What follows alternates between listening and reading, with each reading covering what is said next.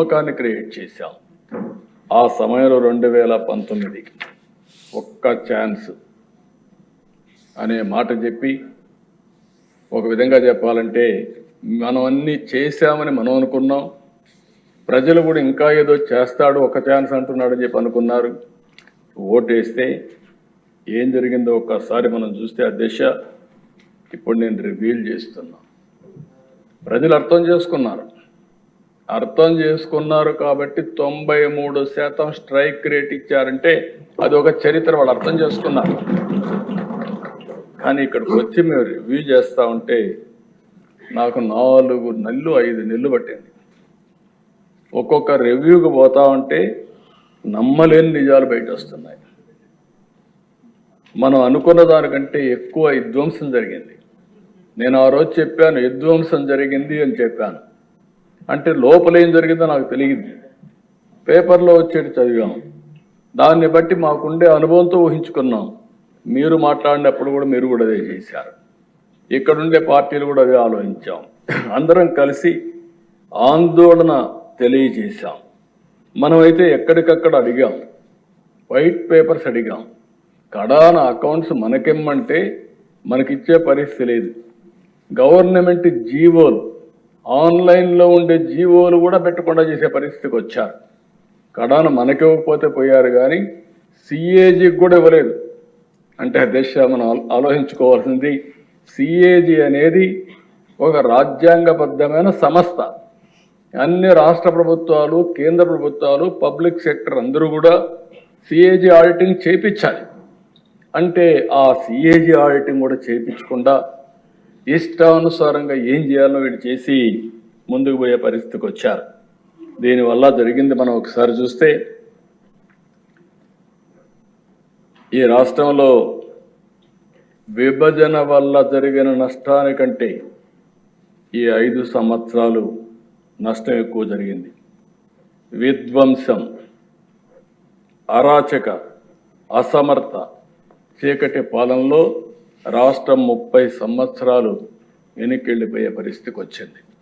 చాలామంది నన్ను అడిగారు, చాలామంది మాట్లాడినప్పుడు చెప్పారు, మీరు ఈరోజు మాట్లాడుతున్నారు అపోజిషన్లో మీటింగుల్లో 10 లక్షల కోట్ల అప్పు ఉన్నాయి, మీరు ఏ విధంగా చేయగలుగుతారన్నారు. అంటే నేను ఒకటే చెప్పాను, దిశ ఏ విధంగా చేయగలుగుతారని మీరు అంటున్నారు. 40 సంవత్సరాలుగా నేను రాజకీయాల్లో ఉన్నా. అందరికంటే ఎక్కువ సమయం నాకు ముఖ్యమంత్రి ఇచ్చే అవకాశం ఇచ్చారు. ప్రజలు బ్లెస్ చేశారు. ఈరోజు ప్రజల కష్టాల్లో ఉంటే నేను పారిపోవడానికి సిద్ధంగా లేను. తిరిగి ఈ రాష్ట్రాన్ని పునర్నిర్మాణం చేయడానికి అడుగడుగు పనిచేస్తాం, కష్టపడి పనిచేస్తాం, సాధిస్తామని ఆ రోజు చెప్పారు. రికార్డులో మీరు చూస్తే నాకు అవగాహన లేక కాదు, 1-2 విధ్వంసాలు కాదు, అరాచకాలు, విధ్వంసం, బ్రాండ్ ఏపీ దెబ్బతినడం, మొత్తం దెబ్బతినే పరిస్థితికి వచ్చింది. అధికారం అంటే మేము ఒకటే ఆలోచించాం, ఇది ఒక బాధ్యత. అధికారంలో ఉన్న, ప్రతిపక్షంలో ఉన్న ఎప్పుడూ ప్రజాపక్షంలోనే పనిచేశాం, ప్రజల కోసం పనిచేశాం. ఈరోజు అధికారం ప్రజలకు సేవ చేసే అవకాశంగా తీసుకున్నాం. అంటే మళ్ళీ ఈ అధికారాన్ని ఉపయోగించి భవిష్యత్ తరాలకు మంచి భవిష్యత్ అందించే విధానాలకు శ్రీకారం చుడతామని చెప్పి కూడా నేను మీకు తెలియజేస్తున్నా. కానీ ఇవన్నీ మనం ఆలోచిస్తే ఈరోజు గత ప్రభుత్వం చేసిన విధ్వంసం, దోపిడీ, వినూత్నమైన రీతిలో దోపిడీ చేశారు. నేను ఎప్పుడు కూడా కలలో కూడా ఊహించలా రాజకీయ నాయకులు ఈ విధంగా దోపిడీ చేసి తప్పించుకోగలుగుతారని నా జీవితంలో ఎప్పుడు ఊహించలేదు. అంత దోపిడీ జరిగే పరిస్థితి వచ్చింది. ఎక్కడ చూసినా ఎవడికి దొరికింది వాళ్ళు దోచుకునే పరిస్థితికి వచ్చారు. ఇంకో పక్క కక్ష సాధింపు, వ్యవస్థలన్నీ ఒక తప్పుడు పని చేయాలంటే వ్యవస్థలుంటే ఇమ్మీడియట్గా బయట వచ్చేస్తాయి. కాబట్టి వ్యవస్థనే నాశనం చేస్తే మనం అందులో ఏం చేసినా మనకేమీ తెలియదనే ఉద్దేశంతో అన్ని వ్యవస్థలు నాశనం చేశారు. ప్రజాధనాన్ని దుబారా చేసే పరిస్థితికి వచ్చారు. వ్యవస్థల దిశ మొత్తం నిర్వీర్యం అయిపోయినాయి.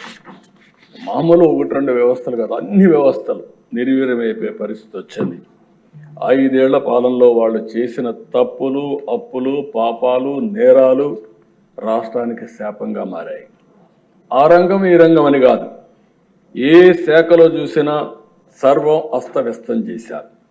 అసమర్థ పాలన, అభివృద్ధి నిరోధక నిర్ణయాలు, ప్రజా సంపద దోపిడీ, పన్నుల బాధుడు, స్కాముల కోసమే స్కీములు, అస్తవ్యస్త ఆర్థిక నిర్వహణలో రాష్ట్ర చరిత్రలో ఎప్పుడూ జరగనటువంటి నష్టం జరిగింది.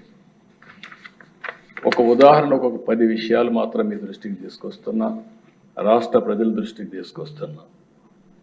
రాష్ట్ర రాజధాని నిర్మాణం నిలిపేశారు, బ్రాండ్ని నిర్వీర్యం చేశారు. ఆ రోజు ప్రపంచమంతా చర్చించారు. అమరావతి ఒక కొత్త నగరం వస్తూ ఉంది, ఈ దేశానికి కొత్త నగరాలు అవసరం. అలాంటి నగరాల కోసం అమరావతి వచ్చినప్పుడు ఇది ప్రపంచంలోనే ఒక మేటైన నగరంగా తయారవుతుందని చెప్పి అందరూ ఆశించే పరిస్థితికి వచ్చారు. ₹1 ఖర్చు పెట్టాల్సిన అవసరం లేదు. కానీ ఏం చెప్పారు? దేశం 1,00,000 కోట్లు కావాలి, ఎక్కడ డబ్బులు ఉన్నాయన్నారు. నేను ఆ రోజు కూడా చెప్పాను, ఈ ప్రాజెక్టు డబ్బుల కంటే కూడా సెల్ఫ్ ఫైనాన్సింగ్ ప్రాజెక్ట్ ఇది. అక్కడ 10,000 ఎకరాలు దగ్గర భూమి ఉంది, అది అమ్ముకుంటే ఫేజ్డ్ మేనర్లో ఈ రాజధాని కట్టుకోవచ్చు చెప్పే పరిస్థితికి వచ్చాం. వినకుండా చేసే పరిస్థితికి వచ్చారు. జీవనాడి పోలవరాన్ని ఎన్నోసార్లు చెప్పాను, ఆంధ్రప్రదేశ్ జీవనాడి పోలవరం పూర్తి చేసుకుని నదుల అనుసంధానం చేయగలిగితే ఈ రాష్ట్రానికి కరువు అనే పరిస్థితి రాదు. ఇది మనం చేయాల్సిన బాధ్యత ఉంది.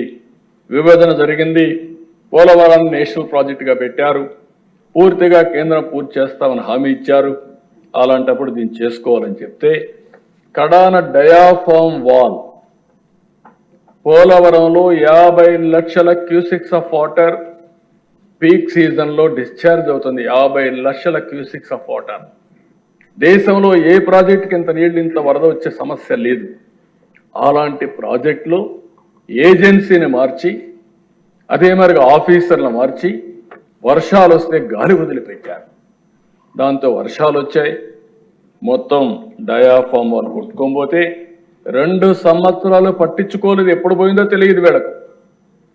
తర్వాత సెంట్రల్ గవర్నమెంట్ దానిపైన ఐఐటి హైదరాబాద్ నేస్తే వాళ్ళు చాలా స్పష్టమైన రిపోర్ట్ ఇస్తే దానికి కూడా వితండవాదం మొదలుపెట్టే పరిస్థితికి వచ్చారు. ఇంకొక పక్కన దేశ ప్రభుత్వ టెర్రరిజంతో ఉపాధి ఉద్యోగ అవకాశాలు పూర్తిగా గండిపడ్డాయి. ఈ రాష్ట్రంలో ఉండే పరిశ్రమలు వేరే రాష్ట్రానికి పారిపోయే పరిస్థితికి వచ్చారు. పెట్టుబడులు పెడతామని వచ్చే వాళ్ళు వెళ్ళిపోయే పరిస్థితికి వచ్చారు. ఇంకొక పక్క విద్యుత్ రంగం వీళ్ళు మాట్లాడుతున్నారు. 1,29,000 కోట్ల రూపాయల నష్టం వచ్చే పరిస్థితి వచ్చింది. ఒక్క ఉదాహరణ, సోలార్ విండ్. ఆ రోజు ఎక్కడికక్కడ అగ్రిమెంట్స్ ఉన్నాయి. అగ్రిమెంట్స్ ఉంటే ఆ అగ్రిమెంట్స్ ప్రకారం తీసుకునే బాధ్యత రాజ్యాంగంగా ప్రభుత్వం పైన ఉంటుంది. కావాలని తీసుకోకపోతే కేంద్రం కూడా హెచ్చరించే పరిస్థితికి వచ్చారు. కడాన కరెంటు తీసుకోలేదు.